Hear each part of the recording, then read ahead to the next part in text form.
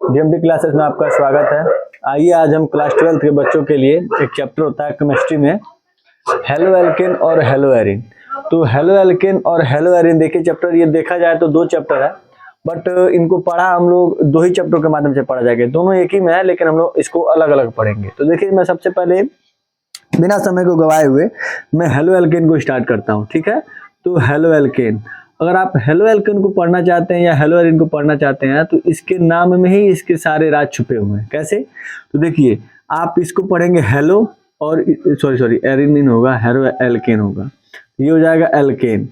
तो halo alkane में क्या होगा कि ये हेलो अब प्लस एल्केन से बना है। हेलो एल्केन को कैसे पढ़ेंगे? तो ये बना है आपका हेलो और प्लस एल्केन से। और मैं आपको बता देना चाहता हूं कि हेलो एल्केन और हेलो एरिन के जितने भी टॉपिक हैं, ये नहीं कि केवल इंपॉर्टेंट, जितने भी टॉपिक है वो सारे टॉपिकों को मैं क्या करूंगा कि छोटे छोटे वीडियो के माध्यम से आपको ये सारी चीजों को पढ़ाऊंगा। जैसे हेलो एल्केन का ये पार्ट 1 है, फिर मैं कल पार्ट 2 लेकर आऊंगा, पार्ट 3 करके, यानी 4-5 वीडियो होगा हेलो एल्केन का पूरा मैं लेकर आऊंगा, उसको पूरा समाप्त कर दूंगा, ठीक।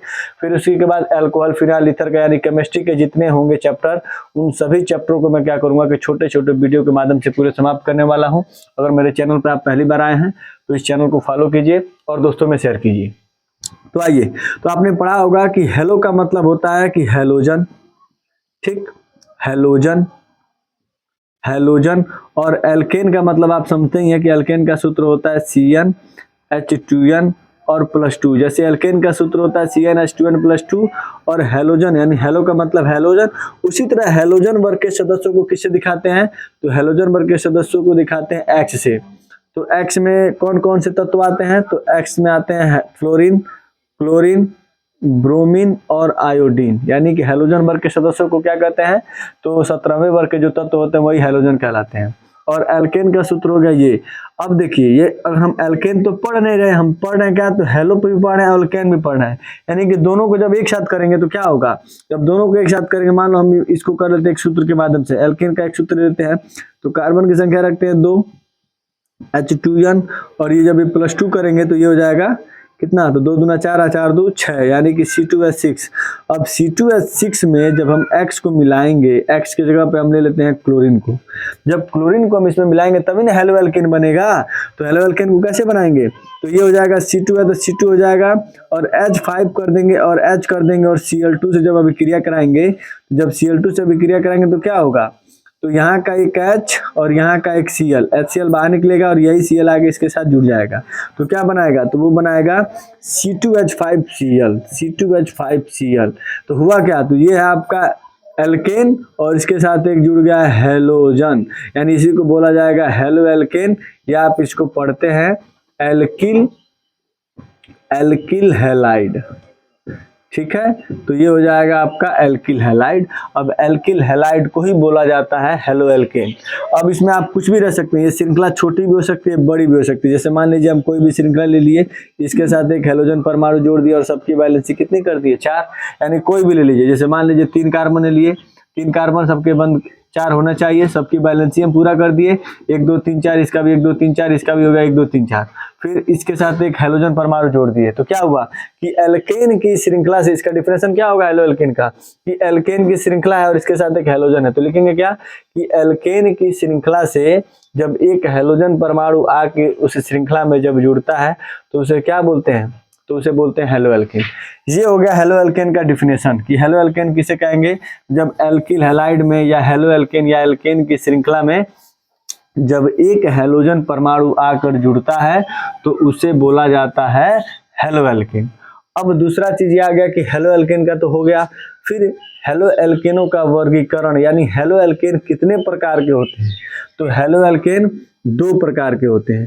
एक होता है हेलोजन, हेलोजन सॉरी हेलोजन परमाणुओं की संख्या के आधार पे, हेलोजन परमाणुओं की संख्या के आधार पर, ठीक है, संख्या के आधार पर। और दूसरा होता है हेलोजन परमाणु उसकी संख्या के आधार पर, ये हो गया। और दूसरा होता है कि हेलोजन परमाणु से, यानी लिखते हैं कार्बनिक श्रृंखला से लिखते हैं,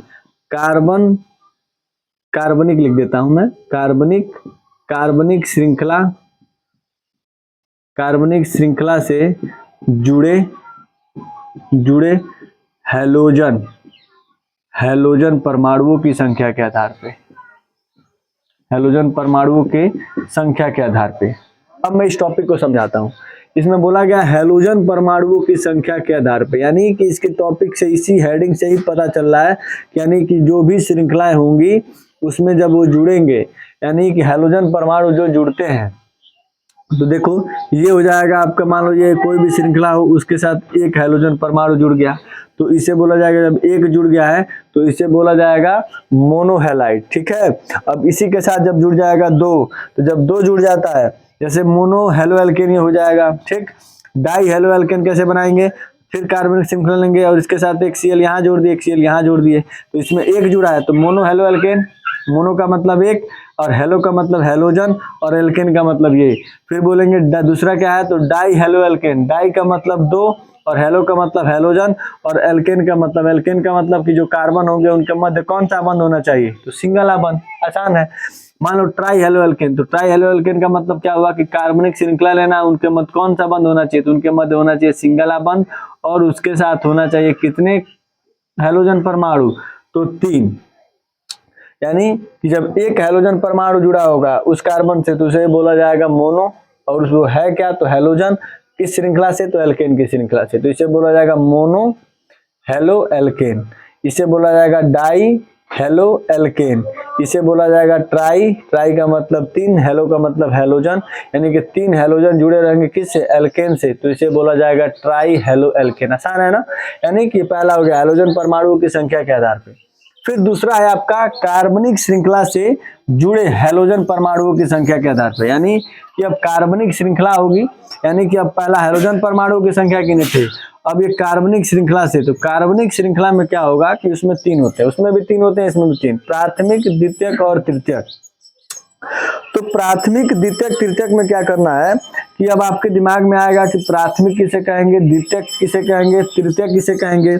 मैं यहाँ लिख भी देता हूं, तो आएगा प्राथमिक कार्बन, प्राथमिक कार्बन, प्राथमिक कार्बन, प्राथमिक एल्किल हैलाइड, द्वितीयक एल्किल हैलाइड। प्राथमिक कार्बन क्या बोलना है, एक ही बार लिख देते हैं, एल्किल हैलाइड।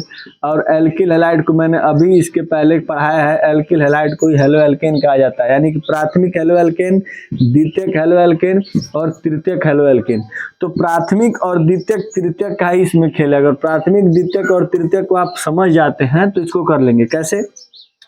तो कोई भी श्रृंखला लीजिए टेढ़ी मेढ़ी, उससे हमको कोई मतलब नहीं है। ठीक। अब इसमें आपको बताना है कि कौन सा प्राथमिक कार्बन है, सभी कार्बन ही है, इसमें कौन प्राथमिक है, कौन द्वितीयक है और कौन तृतीयक है। तो एक होता है जुड़ने के आधार पे और एक होता है आबंध के आधार पे, दोनों का माध्यम एक ही। अगर समझ में आता है तो आप किसी को भी समझ सकते हैं। तो देखिए ये जो कार्बन है, ये कितने कार्बन परमाणुओं से जुड़ा है, तो ये जो कार्बन है सिर्फ इस कार्बन से, ये नहीं कि हाई कार्बन कितना से जुड़ा हुआ, ऐसे ना, ये कार्बन से बस ये, यानी इस कार्बन से एक यही बस कार्बन जुड़ा है, ना कि ये जुड़ा है, ना कि ये जुड़ा है, ना कि ये, इससे बस ये, तो इसे बोला जाएगा कि ये प्राथमिक है। और प्राथमिक को दिखाएंगे 1 डिग्री से, प्राथमिक को 1 डिग्री से, द्वितीय को 2 डिग्री से और तृतीय को 3 डिग्री से। इसको आप समझ सकते हैं इसको। तो इस कार्बन से एक ये भी जुड़ा है, एक ये भी जुड़ा है और एक ऊपर जुड़ा है। जब 3 जुड़े हैं तो 3 डिग्री, इससे बस 1 डिग्री, इससे तो एक इधर भी जुड़ा है, एक इधर भी जुड़ा है, एक नीचे भी जुड़ा है, तो इसको भी बोला जाएगा 3 डिग्री, इसको बोला जाएगा 1 डिग्री, इसको 1, 2 और 3, इसको 3 डिग्री, इसको 1 डिग्री और इसको 1 डिग्री। मान लीजिए एक और कार्बनिक श्रृंखला ले लीजिए, इसको बोला जाएगा, इससे बस ये जुड़ा है तो 1 डिग्री, इससे एक इधर भी जुड़ा है, एक इधर भी जुड़ा है, तो ये हो जाएगा 2 डिग्री, ये इधर 2 जुड़े हैं तो ये भी 2 डिग्री, ये एक जुड़ा है तो 1 डिग्री। ये हो गया कार्बनिक को जुड़ने के आधार पे। अब एक और मैंने कैसे सिखाया है, मैं कैसे सिखाता हूँ, ये तो कार्बन परमाणुओं के जुड़ने के आधार पर हो गया। आप एक इसको कैसे जोड़ सकते हैं, तो एक आप जोड़ सकते हैं उसके आबंध से। इस कार्बन के साथ कितने आबंध है कार्बन से, तो सिर्फ एक। इस कार्बन से कितने कार्बनिक बंध है, तो एक ये है, एक ये है और एक ये है, 3 है तो 3 डिग्री। इससे तो एक इधर कार्बन है, एक इधर कार्बन से जुड़ा है और एक इधर कार्बन से। बंध को गिनिए, कार्बन को नहीं, बस कार्बन देखने चाहिए कि कार्बन ही जुड़े होने चाहिए। तो ये हो जाएगा 3 डिग्री। इससे एक ही कार्बन का बंध है तो एक कार्बन, इससे 3 है तो 3, इससे 1 है तो 1, इससे 1 कार्बनिक है तो 1, इससे 2 कार्बनिक है, 2 कार्बनिक बंध है तो 2, इससे 2 कार्बनिक बंध है तो 2, इससे 1 कार्बनिक 1। ये हो जाएंगे प्राथमिक, द्वितीयक और तृतीयक। अब इसको हमें बनाना है प्राथमिक, द्वितीयक, तृतीयक एल्किल हैलाइड। तो उसको कैसे बनाएंगे? एग्जाम्पल जैसे मान लीजिए लिख देंगे प्राथमिक एल्किल हैलाइड, प्राथमिक एल्किल हैलाइड। एल्किल हैलाइड का एग्जाम्पल अगर हमें बनाना है तो उसको हम लोग कैसे बनाएंगे?